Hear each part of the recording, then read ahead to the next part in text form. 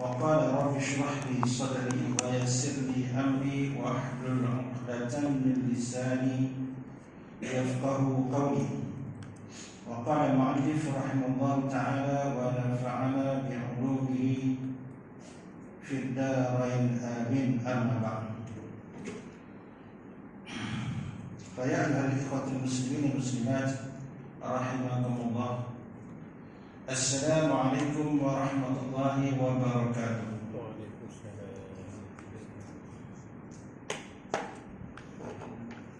Muslimin dan muslimat, mukminin dan mukminat, muhsinin dan muhsinat, insyaallah. Alhamdulillah, syukur kita kepada Allah Subhanahu wa ta'ala kerana pada malam ini di penghujung tahun 2020 ini kita dipertemukan sekali lagi. Mudah-mudahan kita berdoa kepada Allah Subhanahu wa ta'ala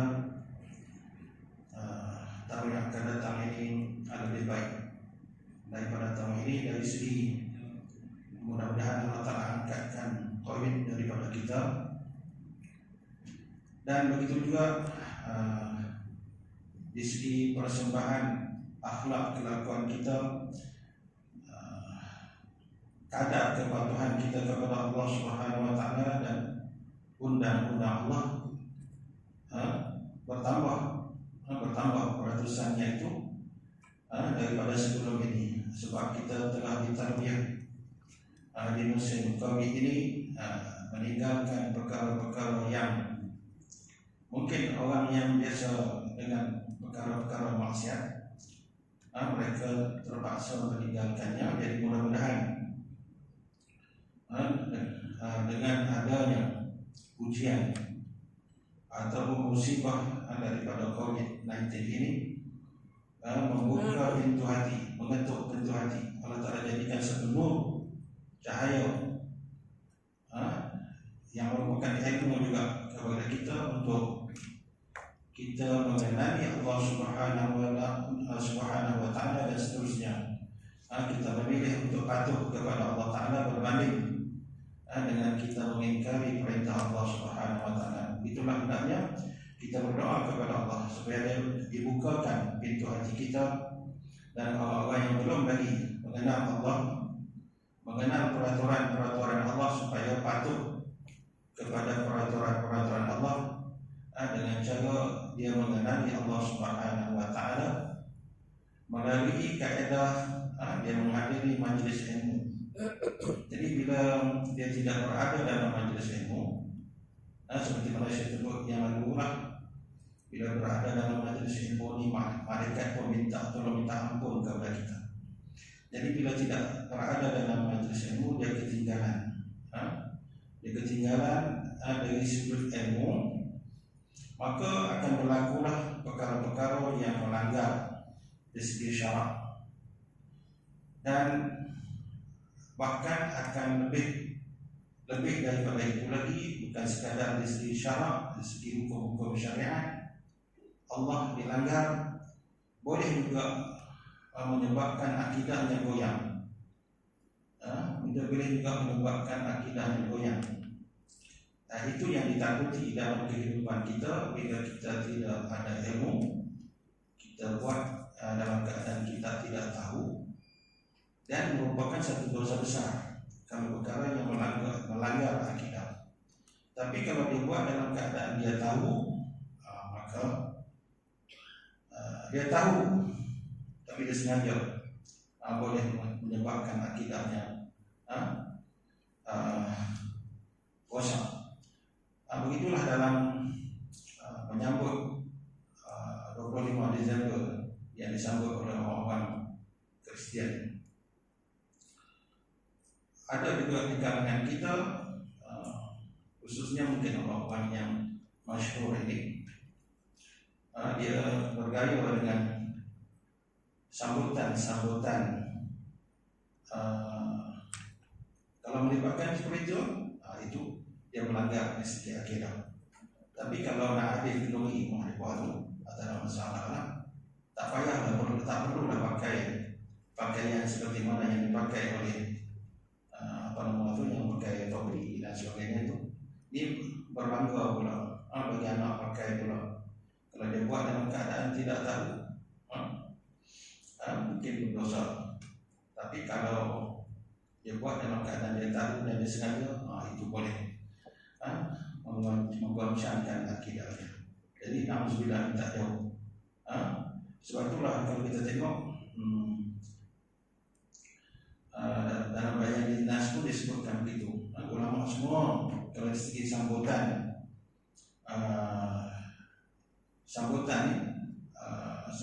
terhadap agama khususnya Kristus ini, ulama sepakat tak boleh. Tapi kalau dari segi ucapan, ada yang kata boleh dan ada yang kata harus dan ada yang kata tak boleh. Tapi apatah lagi kalau kita meniru di segi pakaian dan seumpamanya, seolah-olah kita berbangga dengan apa yang disambut oleh mereka. Saya pun tak buat tahu lah apa ini, tapi sekadar yang kita tahu tak boleh yang melibatkan spiritual. Kalau hanya perayaan di segi kebudayaan bangsa saja tidak masalah. Tapi ini sambutan yang melibatkan kepercayaan akidah, tak boleh.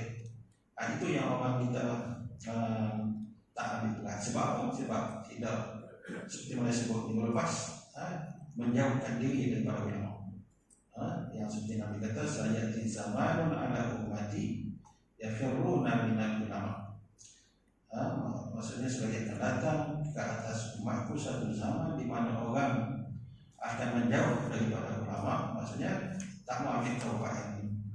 Dan ilmu sekarang pun kita telah dibentuk secara ini, kita dibentuk oleh sistem yang ditetapkan oleh pihak penjajah. Maksudnya dia telah perkecilkan.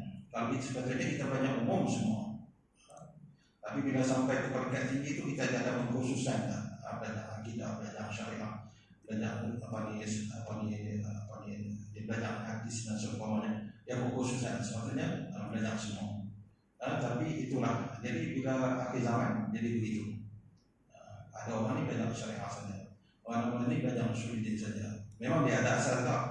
Dia ada asas. Tapi orang yang tak banyak lagi, dia tak banyak. Dia tak banyak langsung usulidin ke syariah ke, dia tak banyak. Dia banyak menambah itu. Sebab apa? Dia tak tahu nak membedakan yang mana lebih utama daripada yang mana lebih utama daripada yang utama. Yang mana lebih penting daripada yang mana yang terpenting daripada yang penting. Dalam banyak-banyak yang penting itu yang mana yang terpenting. Itu yang kita nak ambil. Jadi ilmu ini walaupun nampak kecil, tapi dia merupakan sesuatu yang besar dalam kehidupan kita. Lebih-lebih lagi akidah kita, syariat kita, solat umpamanya. Macam mana kalau imam lupa tadi, kita nak atasi masalah macam mana. Dan ada hadis Rasulullah sebut kan, bila Rasulullah lupa, sahabat tengok naik tambah satu rakaat lagi. Kita tadi pun kita pakai apa yang mufarakah semua. Jadi betul ya, bukan kita. Kalau yang tak bisa tahu, dia tak bisa tahu, kalau dia akan terpinga-pinga. Dia akan terpinga-pinga. Macam mana nak buat ni? Jadi sebab dia tak pernah beritahu. Tapi bila dia beritahu, walaupun sedikit-sedikit setiap minggu, maka dia akan mengetahui juga. Baik, pada malam ini kita sambung yang kita tinggal pada minggu lepas tu. Kat mana?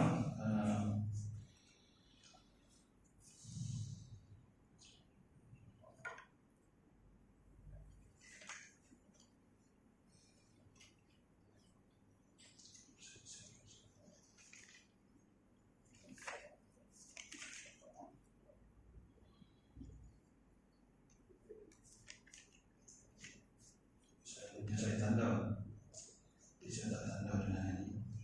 Bukan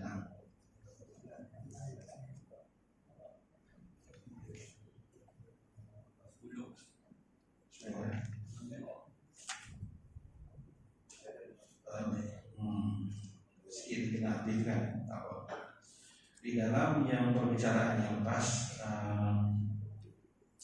Kita lepas dalam matan syair yang lepas itu, yang di atasnya itu dia kata, seperti mana kata Syekh rahmatullahi alaih, Syekh Ibrahim Al-Qani, wajib bi anna awalan mimma yajib ma'rifatun wa fihi khulfun muntasib. Kita jazamkan i'tiqad kamu bahwasanya permulaan yang wajib atas orang yang mukallaf itu ma'rifah akan Allah Subhanahu wa taala dan Rasulnya. Maka di dalam ma'rifah itu khilaf antara kata ulama yang telah masyhur dalam hikayat. Jadi ada khilaf. Dia kata jumhur ahli sunnah wal jamaah radhiyallahu anhum, dan permulaan yang wajib atas mukallaf itu ma'rifah akan wujud Allah dan segala sifatnya, sifat Allah yang bangsa uluhiyah, bangsa ketuhanan, jadi sifat kamalan, dan ma'rifah akan Rasulnya, Rasul alaihi wasallam. Maka kemudian nazar, batu bau pikir, pilih secara perhalus.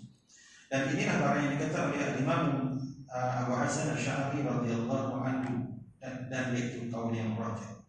Kita sebut dan lepas. Ini jumhur ulama. Semua mengikut jumhur ulama, ikut pendapat Imam Abu Hasan Asy'ari, yaitu ma'rifah akan wujud Allah Subhanahu wa ta'ala dan segala sifatnya, sifat-sifat Allah Subhanahu wa ta'ala yang bangsa uluhiyah yang kamalat, dan ma'rifah ke Rasulnya, sifat-sifat Rasul alaihi wasallam. Maka kemudian nazar, maksudnya kita fikir gunakan, berpandukan daripada wahyi daripada Allah Subhanahu wa ta'ala dari dalil nakli, lepas itu baru nazar. Ini pendapat yang jumhur ulama, seperti mana yang dikatakan oleh Imam Abu Hasan Asy'ari radhiyallahu anhu, dan inilah kaul yang rajih. Dan kata Imam Abu Mansur Maturidi radhiyallahu anhu, dan permulaan yang wajib itu yaitu nazar yang sahih. Bagi pendapat Imam Abu Mansur Maturidi, ini satu mazhab yang kedua. Mazhab pertama Abu Hasan Asy'ari, mazhab yang kedua Abu Mansur Maturidi, dia kata yaitu nazar yang sahih. Dia fikir, dia pilih, buat kajian betul dengan dalil-dalil nakal, dalil-dalil daripada Al-Quran dan hadis. Maka ma'rifah yang jazam, itu barulah mengenal sifat-sifat Allah, mengenal Allah Subhanahu wa ta'ala, zat Allah, dan juga mengenal sifat-sifat Allah Subhanahu wa ta'ala, dan juga sifat Rasul alaihi wasallam, mengenal kewujudan Allah dan juga sifat-sifatnya, dan juga Rasul alaihi wasallam. Ini yang dia bahaskan pada yang lepas. Lepas itu dan kita ambil kata jumhur mutakallimin. Dan kata jumhur mutakallimin ulama kalam, ulama akidah juga. Sebab salah satu daripada nama-nama ilmu akidah ialah ilmu kalam, ilmu usuluddin. Banyaklah nama-nama ilmu tauhid, itulah. Dan kata jumhur mutakallimin radhiyallahu anhu, ulama-ulama kalam, ulama-ulama, sebab dalam sifat-sifat Allah, sifat kalam itu perbahasan dia cukup panjang lebar. Perbahasan itu dinamakan juga ilmu tauhid, ini ilmu kalam.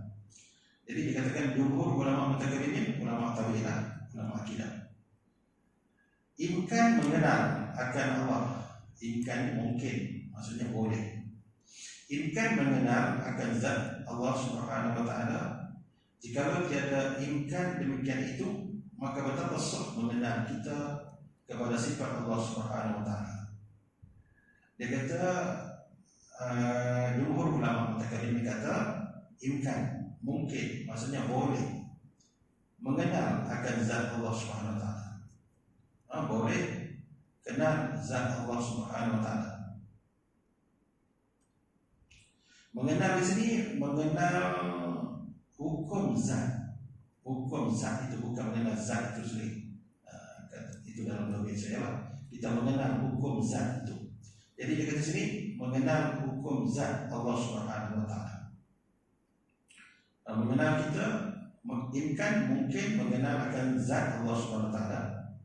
Jika tidak mungkin, jika tidak imkan, tidak mungkin, tiada boleh demikian itu mengenal zat Allah SWT itu, maka betapa sok mengenal kita kepada sifat Allah SWT.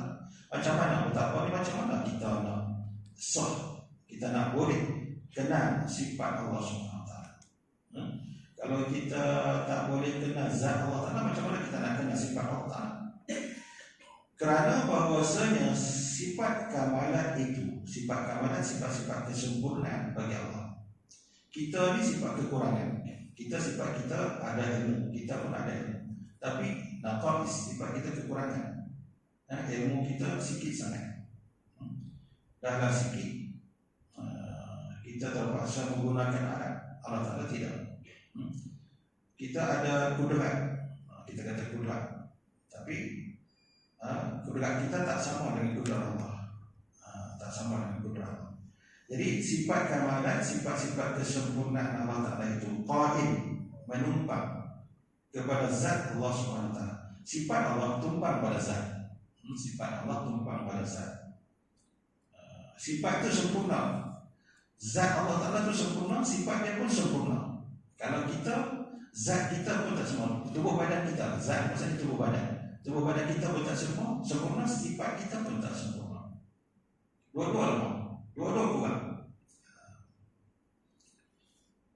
Melainkan dia kata melainkan sudah sah pengenal, bukan pengenal tak pengenal. Silap ufar, bukan menafar tu maksudnya. Sebab dalam bahagian yang ini semua saya buat, saya tanda pengguru di sore dia buat pembentukan di situ, dia kita buat konten, kita boleh gariskan. Atau kita kata kalau adat yang ulama-ulama pilih adat yang lebih beradab, gariskan tanda di tepi la'an as-sawab. Mudah-mudahan betul dia itulah perkataan pengenal itu dengan yang dikendaki ialah pengenal. Maksudnya itu kaedahnya. Kaedah orang dulu dia banyak begitu. Dia akan tanda itu dia tulis lobik tepi, dicatat pada catatan kaki. Dia kata la'an as-sawab, mudah-mudahan yang betulnya perkataan pengenal itu yang dikendaki ialah mengenal. Maksudnya begitulah. Ikut kaedah begitulah. Dia beradab.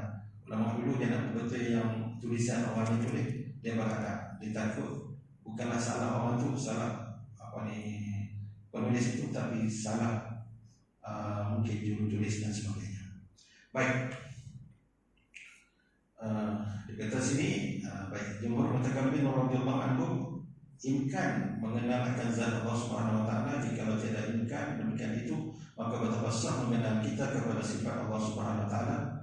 Boleh kita kenal zat Allah Subhanahu wa taala. Dia kata kalau macam tu, kalau tak boleh, bagaimana sah kita nak kenal sifat Allah Subhanahu wa taala? Sebab apa dia bagi macam tu? Kerana bahawasanya sifat kamalan itu, sifat kesempurnaan Allah Taala itu qaim, menumpang kepada zat Allah Subhanahu wa taala. Sifat kesempurnaan Allah Ta'ala tumpang pada zat. Mesti ada pada zat. Putih tumpang pada warna putih pada kertas ini, tumpang pada kertas ini. Nak putih tu seorang-seorang diri putih itu tak boleh. Warna kapek, warna merun ni, warna merun tu tumpang pada zat kapek itu. Dia tak boleh. Warna merun tu nak saja dia tak boleh. Dia kena tumpang. Begitu juga warna coklat ini, dia kena tumpang di meja ini. Warna tak kira lah warna apa pun, benda-benda yang berubah, itu sifat. Kalau kita sifat ni berubah-ubah, tapi kalau Allah Ta'ala, sifat Allah Ta'ala tidak berubah, sempurna, kekal. Sifat kita berubah. Dia kata malaikat sudah sah mengenal kita kepada zat Allah SWT. Malaikat kita sudah sah kita kenal zat Allah Subhanahu wa taala. Zat yang Allah Ta'ala yang qadim, zat Allah Ta'ala yang wajib berwujud. Soal, ada buat persoalan di situ. Betapa mengenal, bukan mengenal, betapa mengenal kita kepada zat Allah Ta'ala. Macam mana nak kenal zat Allah SWT? Betapa mengenal kita kepada zat Allah Ta'ala? Maksudnya, bagaimana kita nak kenal zat Allah SWT? Jawab, dengan mengenal yang yakin.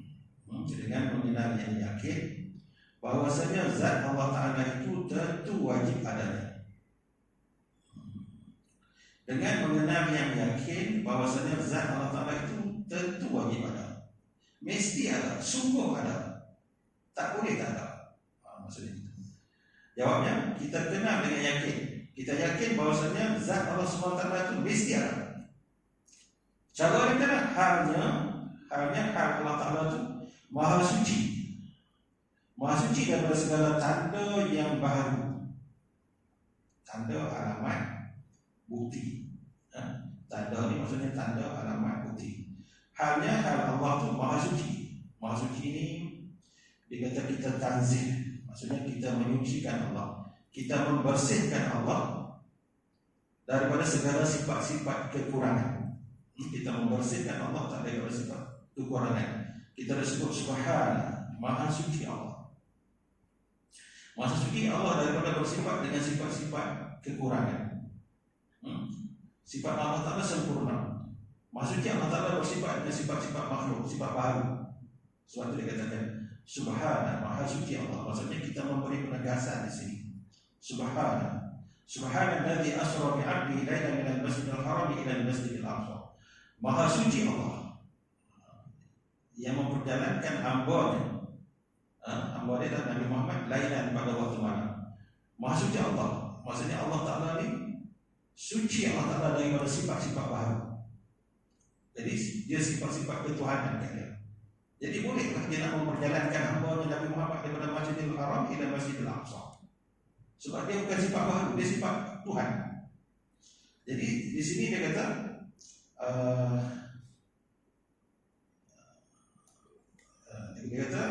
halnya hal Allah maha suci daripada segala tanda yang baru. Apa dia tanda baru? Tanda baru berubah-ubah. Tanda baru ni berubah-ubah. Kita ni daripada kecil dulu lagu lain. Mai remaja macam lain. Mai jadi masa dewasa sikit macam ni, pemuda lagu lain. Mai dah berumur 40 tahun ke atas, 50 tahun ke atas lagu lain pula. Dah 80 lagu lain dah. Mungkin 50, 60 okey lagi. Dah 80 tak lah. Biasanya begitu. Waridnya begitu. Pokok kayu. Ini musim dulu, daun getah dulu kan. Daun getah tu awal keluar warna hijau muda. Lepas tu dia jadi hijau tua. Lepas tu dia jadi warna penghujung ni dia jadi warna coklat, warna kuning, coklat. Lepas tu dia berubah. Itu baharu, dia berubah-ubah. Alam ini, langit bumi ini, dia ada malam, ada siang, dia berubah. Saat malam, saat siang. Dia tak boleh nak tetap gitu. Allah Ta'ala tidak berubah-ubah. Baharu, apa dia? Makna baharu, masih Allah. Apa-apa sahaja selain daripada Allah Ta'ala itu dikatakan baharu. Yang berubah-ubah, yang boleh berubah-ubah ni, selain daripada Allah Ta'ala dikatakan baharu. Musim kita pun berubah-ubah. Nak kata kemarau, tak kemarau. Siang ni panas, waktu malam hujan. Kalau dulu dia kemarau lah. Lepas tu dia kemarau, lepas tu dia musim hujan, dia berubah. Kita sebab baru. Pokok padi pun begitu juga. Daripada mula tanam tu dia akan berubah-ubah sifatnya. Sampailah kita ambil hasil tuayan, dia berubah-ubah. Dia tak statik begitu kan. Jadi itu dikatakan baru. Jadi baru lawannya qadim. Qadim Allah SWT. Allah Ta'ala qadim.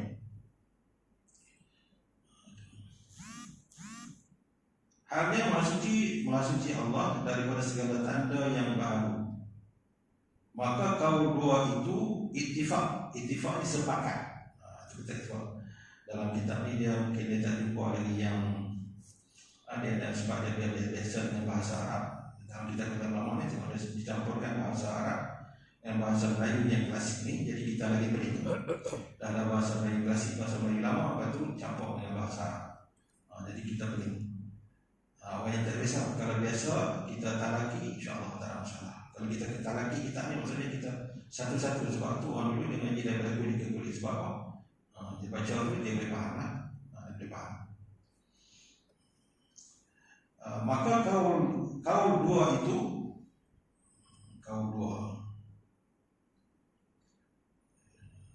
ittifaq maha sucikan zat Allah Ta'ala dan sifatnya daripada segala benda yang baru. Kau berdoalah, kau takkan mazhab wa syarika wa dhahaba mansur al-maturidi. Jadi dia kata ittifaq, sepakat, ittifaq ulama. Kalau kalau hadis Bukhari Muslim dia kata muttafaqun alaih, diittifaqkan ke atasnya, ke atas hadis itu. Kalau muttafaqun alaih dikatakan hadis itu muttafaqun alaih, maksudnya hadis itu diittifaq, disepakat ke atasnya oleh Imam Bukhari dan Imam Muslim. Jadi di sini dia kata ittifaq, jadi sepakat ulama. Dari dua ulama sepakatnya apa?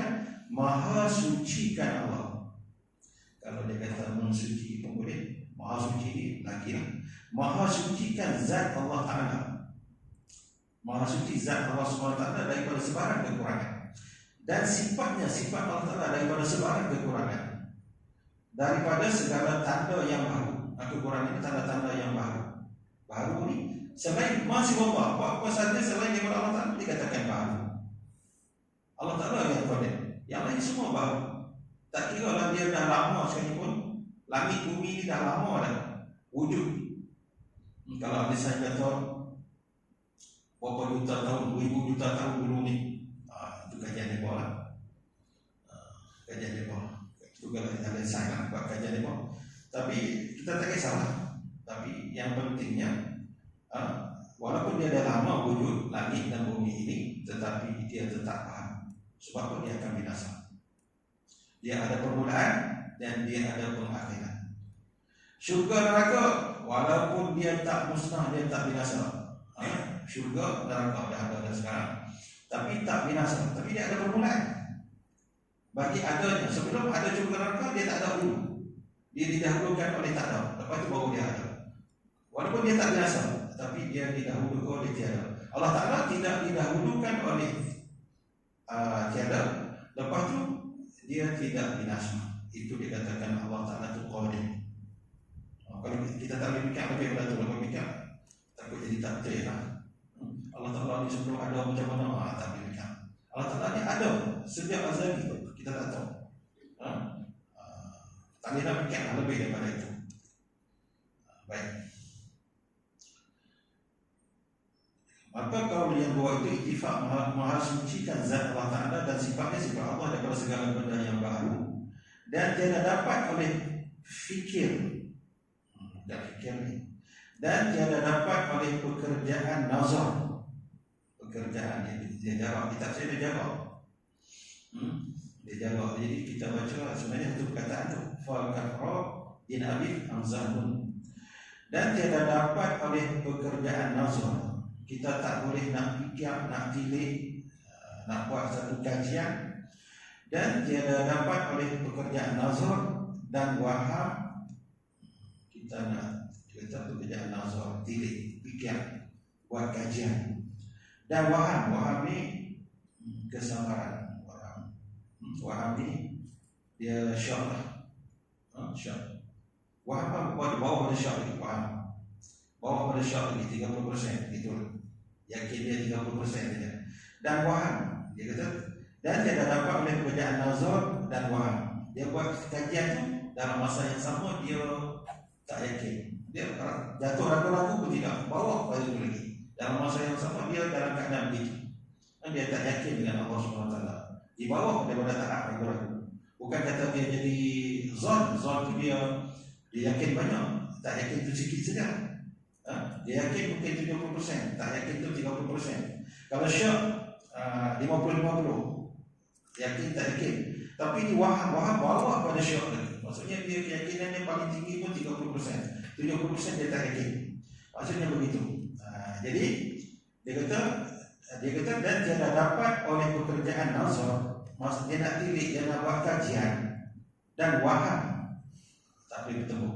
Waham ni maksudnya keyakinan dia mungkin paling tinggi 30%. Maha suci zat Allah Ta'ala itu daripada dahagakan oleh akal. Kan? Maha suci zat Allah Ta'ala itu daripada dihinggakan oleh akal. Dihinggakan oleh akal dan khayal. Nak guna fikiran saja.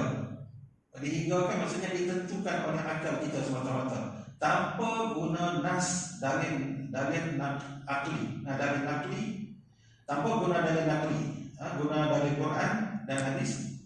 Nak guna dalil akli semata-mata tak boleh. Nak guna dalil akli semata-mata tak boleh. Dalam ilmu yang disusun oleh ulama kita, dua mazhab ini, dia mesti ada dalil nakli, dalil Al-Quran dan hadis, dan juga dalil akli yang betul dengan dalil Quran dan hadis. Kalau dia nak guna dalil akal saja, sebab dia kata sini, Maha Suci Zat Allah Ta'ala itu daripada dihinggakan oleh akal. Dihinggakan maksudnya hanya berpandukan kepada akal semata-mata. Dan khayal, duk khayal dengan ciptaan Allah Ta'ala. Duk fikir khayal, buat kajian sendiri. Buat kajian sendiri bertanpa berpandukan Al-Quran. Tapi kalau saintis, dia buat kajian, dia berpandukan kepada Al-Quran, dia akan bertemu dengan Islam. Macam saintis Perancis Dr. Maurice, yang dia buat kajian, akhirnya dia bertemu dengan Islam.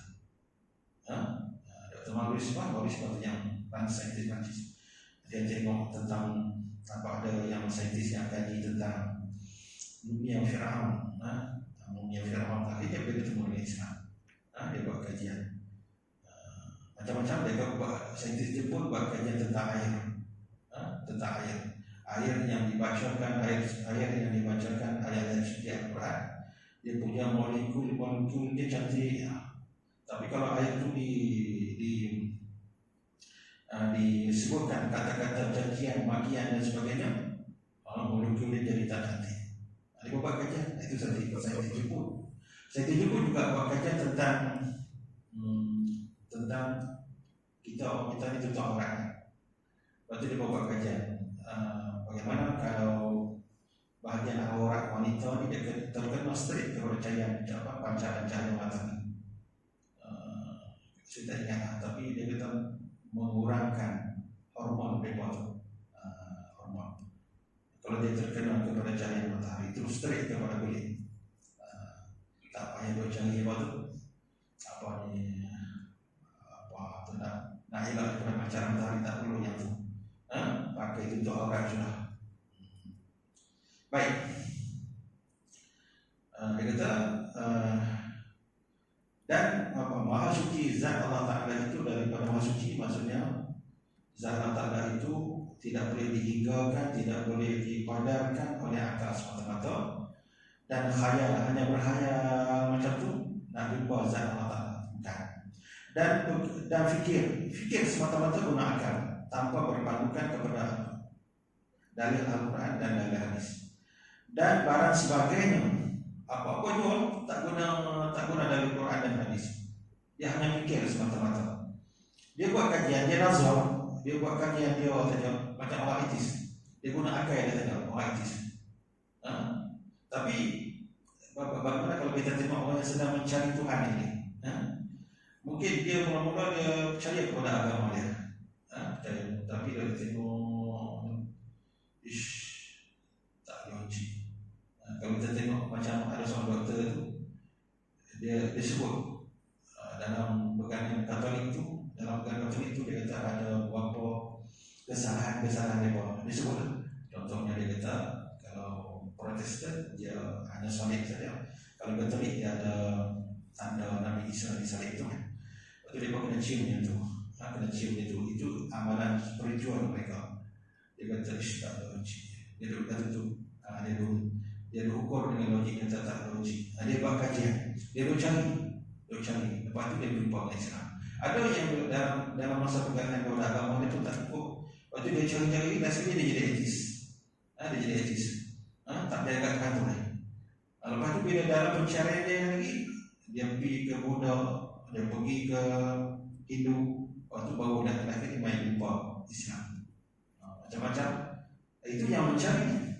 Sebab dia rasa dia kosong, dia rasa ada sesuatu yang tak kenal tentang diri dia. Dia cari-cari, dah akhirnya dia jumpa Islam. Dah akhirnya yang ni lah yang betul. Itu sebab tu kita kena bersyukur banyak-banyak tuan-tuan. Kita ni lahir terus Islam. Lepas tu lagi kena jaga. Kita kena jaga Islam kita. Sebab dia kalau jatuh dia tak bunyi. Benar-benar dia jatuh bunyi. Tapi kalau akidah jatuh tak bunyi. Kena jaga, kena belajar cara-cara nak jaga akidah itu. Apa ni dia kena ilmu, apa ni ilmu itu dengan usaha. Ilmu itu dengan usaha, bukan boleh ilmu itu datang sendiri. Baik. Kita harus amalkan ilmu yang kita belajar ilmu, betul kita amal. Daripada amalan kita dengan ilmu kita tu baru dia boleh dapat ilmu laduni. Ilmu yang dapat tanpa usaha. Tapi kena menuntut ilmu, menuntut ilmu syariat, menuntut ilmu akhlak, betul kita amalkan dengan ilmu syariat dan ilmu akhlak itu, baru boleh dapat ilmu laduni. Selama tu dia tak mau belajar apa, dia nak tumbuh ilmu laduni saja. Sedangkan amalan dia pun tak betul. Amalan dia pun tak betul. Kadang-kadang kita ikut dia solat sunat 2 rakaat. Lepas sembahyang tadi dia tunggu kita, dia kata ni, abang ikut saya sembahyang sunat tadi tak? Tak apa, dia sembahyang sunat. Kita nak solat fardu. Tengok dia sembahyang sunat, kita ikut dalam masalah. Tapi sebab dia tak pernah melalui majlis ilmu, dia rasa tak boleh. Yang solat fardu ni ikut solat sunat tak boleh. Tidak, macam mana kita buat setiap tahun orang panggil imam untuk solat tarawih, kita ada hantar contoh. Macam mana kalau tak boleh, macam mana kita buat. Jadi bolehlah. Tapi kalau bolehnya, kalau kita ada qada, kita qada lah. Setiap lepas solat fardu kita qada. Kita yakin berapa tahun kita tinggal, kita qada lah. Yang tu buat buku 35 kan, tanda di situ. Tanda di situ. Qada paling kurang pun satu waktu satu qada. Satu waktu satu qada. InsyaAllah kalau 5 tahun lah hilang. Kalau nak cepat lagi kena usaha lagi lah. Jadi sebenarnya tak boleh nak tangguh-tangguh, kita kena segerakan. Tapi mungkin kita dengan kesibukan yang lain, kita usahakan sekadar dengan konsisten, tanpa kita istiqamah, tanpa kita terhenti, insyaAllah kita boleh selesaikan masalah hutang kita dengan Allah Subhanahu Wa Taala. Dan boleh kita sini, wallahu a'lam, dan Allah Ta'ala yang lebih mengetahui. Ini ada orang alim, dia kata Allah yang lebih mengetahui. Terkait ini dia kata yang itulah, dia kata kita mensucikan Allah Ta'ala, sucikan zat Allah dan sifatnya daripada segala tanda-tanda yang baru. Tanda-tanda yang baru, benar baru ini benar boleh berubah-ubah. Sebab itulah kata ulama ni, kata dalam minggu depan, nanti dia bagi hujah di depan. Baik. Dan kata Syekh radhiyallahu anhu, kata Syekh Ibrahim Maqami, fanzur ila nafsika summa takili bil adamin ulwi summa sufli tajid bihi sun'an badi al hikami lakin bihi qama dalilun adami wa kullu ma jadha alaihi adamu alaihi qat'an yahta alaihi qat'an yastahilul qidam. Fanzur, maka hendaklah kamu nazar, tilik ini, tengok ni dengan terperinci, dengan kajian. Bukan tengok itu, tengok buat kajian pula. Tengok pemandangan Allah SWT, tilik buat kajian, buat kajian di situ. Jadi kata yakni, maka engkau fikirlah diri engkau, kemudian maka engkau pindahkan fikir bagi alam yang tinggi. Fanzur ila nafsika, fanzur ila nafsika, maka diri olehmu, ila nafsika, kepada dirimu, tengok pada dirimu. Summa takili, kemudian pindahkan kepada alam yang lebih tinggi. Assalamualaikum. Summa takili, kemudian pindahkan lil alami, bagi alam al-ulwi, yang lebih tinggi. Summa sufli, kemudian alam yang lebih rendah, bumi. Alam yang lebih tinggi, langit. Tajid nescaya engkau dapati. Tajid nescaya engkau dapati bihinya, dengannya. Sun'an badi al-hikami, pada sun'an badi al-hikami, yakni makhluk yang indah lagi teguh. makhluk yang indah lagi teguh. Lakin bihi qama dalilul adami, tetapi dengannya qama berdirilah dalilul adam, dalil tanda adam. Wa kullu ma jaza alaihi al-adam alaihi qat'an yastahilul al-iqtida. Jadi dia kata fanzur ila nafsika summa taqil, tengok pada diri kamu. Sebab itu dalam satu peribahasa Arab yang kata pendapat Imam Syafi'i, tapi dalam kitab ini dia kata hadis Nabi. Mungkin dalam kitab yang lain Imam Nawawi kata bukan hadis Nabi. Man arafa nafsah faqad arafa rabbah. Barang siapa yang kenal diri dia, maka sesungguhnya dia kenal Tuhannya. Dalam kitab dalam kitab ikan. Dalam kitab ikan saya baca di situ, kata guru saya, dia kata man arafa nafsah, barang siapa yang kenal dirinya, maksudnya kenal diri dia hina. Barang siapa yang kenal diri dia hina, faqad arafa rabbah, maka sesungguhnya dia kenal di Allah Ta'ala itu, Tuhan dia itu mulia. Barang siapa yang kenal Tuhan dia itu qadim, maka sesungguhnya dia kenal. Barang siapa yang kenal diri dia itu baru, maka dia kenal Tuhan dia itu qadim. Jadi kalau dia kenal diri dia, man arafa nafsah, barang siapa yang kenal dirinya hina, faqad arafa rabbah, maka sesungguhnya dia kenal Tuhan dia itu mulia. Jadi itulah kita kenal diri. Kita kenal diri kita hina. Diri kita ni baharu, Allah Ta'ala itu sempurna. Kita ni makhluk, kita ni hamba, Allah Ta'ala itu Tuhan. Allah Ta'ala itu Tuhan yang layak disembah. Kita ni hamba yang mesti menjalankan tanggungjawab kehambaan. InsyaAllah kita akan sentuh dalam pertemuan yang datang. Fanzur ila nafsika summa taqili. Syair ini selalu disebut di guru saya ni. Selalu disebut. Ingat selalu lagi. Fanzur ila nafsika summa taqili. Syair ini insyaAllah kita tengok dalam pertemuan terdepan insyaAllah. Kalau tak ada apa-apa, insyaAllah terdepan kita tengok lagi. Jadi kalau kenal diri, insyaAllah kita boleh kenal Allah Subhanahu Wa Taala. Diri kita yang lemah, diri kita yang memiliki sifat-sifat kekurangan, Allah Ta'ala memiliki sifat-sifat kesempurnaan. Diri kita yang ada permulaan dan ada kesudahan, Allah Ta'ala tidak ada permulaan, tidak ada kesudahan bagi adanya. Jadi itulah diri kita yang baru, Allah Ta'ala itu qadim. Begitu. Zat Allah Ta'ala itu sempurna, sifat Allah Ta'ala itu sempurna. Diri kita ni akan binasa, dan juga sifat kita juga sifat naqais, sifat kekurangan. InsyaAllah kita sebut dalam pertemuan yang akan datang. Wallahu ta'ala a'lam bis-shawab wa ilaihi marji'u wal ma'ab. Baik, apa yang baik itu daripada Allah Subhanahu Wa Ta'ala, dan apa yang kurang itu daripada kelemahan saya sendiri. Baik, nazar di sini, nazar fikir, tilik dengan akal, tapi tilik itu berpandukan kepada nas Al-Quran dan hadis. Biasanya Al-Quran, kalau dalam kitab-kitab tauhid ini ada datangkan dari Al-Quran, dari Al-Quran. Apa sifat Allah Ta'ala sekalipun dia akan datangkan dari Al-Quran. Lepas itu dia datangkan dalil akli, dalil yang bahasa akali. Dia tak main fikir dengan akal itu, tak ada dalil langsung. Itu orang falsafah. Orang falsafah dia guna akal semata-mata. Dia tak berpandukan kepada Al-Quran dan hadis. Tapi ilmu akidah yang disebut oleh ulama ni, semua mesti dalilnya yang utama mesti berpandukan kepada Quran. Semua dari Quran atau hadis. Tapi mesti ayat bawah, selalunya ayat Quran.